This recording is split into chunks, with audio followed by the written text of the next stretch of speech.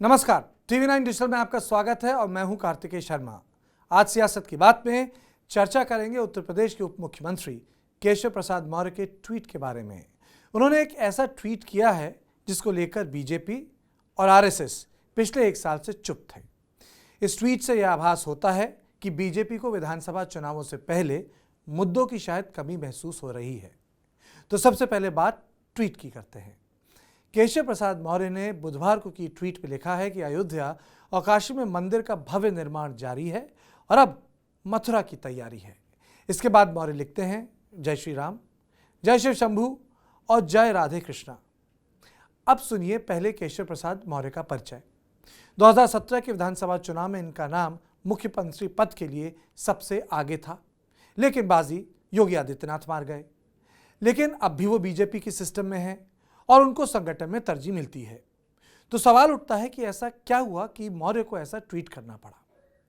मुझे लगता है कि बीजेपी को इस बात का अंदाजा है कि केवल कामकाज और परफॉर्मेंस के सहारे उत्तर प्रदेश का विधानसभा चुनाव जीता नहीं जा सकता है। यही कारण है कि मथुरा और काशी जैसे संवेदनशील मसले को उठाकर मौर्य ने ट्वीट को पिन कर दिया। वैसे इसके कई मतलब निकाले जा सकते हैं। अयोध्या में मंदिर कोर्ट के आदेश के बाद बन रहा है। जहां तक काशी की बात है, वहां कॉरिडोर का काम पूरा हो चुका है, जिससे काशी विश्वनाथ मंदिर की भव्यता में चार चांद लग गए हैं। यानी काशी में इस वक्त चर्चा मस्जिद और मंदिर की नहीं बल्कि इलाके को सुंदर बनाने की है। लेकिन मथुरा का मामला अलग है। वहां स्थानीय नेताओं ने कुछ ऐसे बयान दे डाले थे कि मथुरा प्रशासन को सेक्शन 144 का इस्तेमाल करना पड़ा था। ऐसे में मथुरा पर मौर्य का ट्वीट कुछ कहकर भी बहुत कुछ चीजें छुपा रहा है।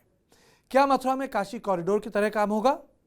क्या इसका मतलब उन नारों से है जो 80 के दशक में काशी और मथुरा को लेकर लगाए जाते थे? कहा जाता था अयोध्या तो अभी झांकी है, काशी मथुरा बाकी है। इस पर अभी तक कोई रोशनी नहीं डाली गई है। पर एक चीज जरूर साफ होती है कि बीजेपी अपना चुनाव भावनात्मक मुद्दों पर ही लड़ना चाहती है। कैराना और जेवर में मुख्यमंत्री योगी आदित्यनाथ को जिन्ना की याद सता रही थी। अब भी कोई बीजेपी नेता किसान मसले पर उल्टा बोलने के लिए तैयार नहीं है। माहौल गमगीन है क्योंकि अब छोटी पार्टियां अखिलेश यादव का दामन थाम रही हैं। 2017 में जाति आधारित स्थानीय राजनीतिक दलों ने बीजेपी के साथ तालमेल किया था।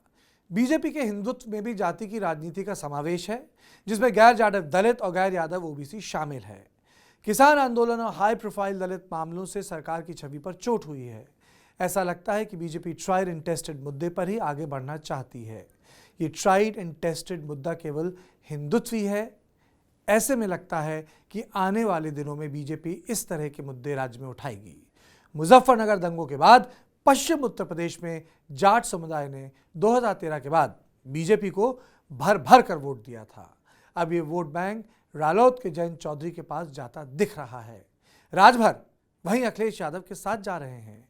इस बार लड़ाई चौतरफा होगी क्योंकि कांग्रेस और बसपा भी अलग अलग हैं।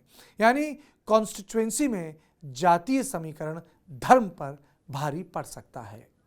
ट्वीट देखकर लगता है कि बीजेपी अपने हिंदुत्व के कोर मुद्दे को दोबारा फिट करना चाहती है। वो जानती है कि 15 साल मंडल कमंडल पर भारी रहा था।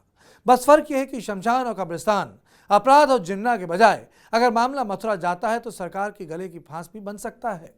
संसद ने बाबरी मस्जिद के ढहा दिए जाने के बाद एक कानून पास किया था जिसमें देश के किसी भी पूजा स्थल को एक धर्म से दूसरे धर्म के पूजा स्थल में बदलने की पाबंदी लगा दी थी। ऐसे में जरूरी है कि केशव मौर्य अपने ट्वीट का तात्पर्य जरूर बताएं और लोगों की भावनाओं से ना खेलें। तो सियासत की बात में बस इतना ही। देश और दुनिया की बाकी खबरों के लिए देखते रहें TV9 डिजिटल।